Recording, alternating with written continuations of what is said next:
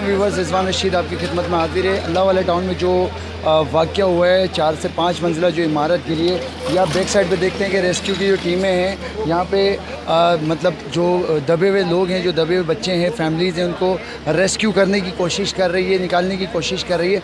इस मौके पे आप देख लें कि पाकिस्तान आर्मी के जवान, सिंध रेंजर्स के जवान, सिंध पुलिस के जवान और दीगर फलाई इदारों के जो है यहाँ पे वॉलंटियर्स यहाँ पे मौजूद हैं। यहाँ पे जो है बिल्कुल आप ये कह लें कि तंग गली है। तंग गली होने के बावजूद यहाँ पे जो रेस्क्यू टीम है अपनी मदद आपके तहत जो है वो निकालने की कोशिश कर रही है। ताहम अभी तक कंप्लीट नहीं बताया जा सकता कि कितने हलाकतों का जो है यहाँ पे खदशा है, ज़ख्मी हैं कितने। जब तक ये ऑपरेशन कंप्लीट नहीं हो सकता कोई जो है कम्प्लीटली नहीं बता सकता कि कितनी हलाकतें अब तक हुई हैं। और बच्चों की इतलात हैं कि कुछ बच्चे जो हैं यहाँ पे मलबे तले दबे हैं और वो ज़िंदा होने की इतलात हैं। अब वो मज़ीद क्या कहते हैं इस बारे में जो है हम जानने की कोशिश करते हैं इदारों से। जी।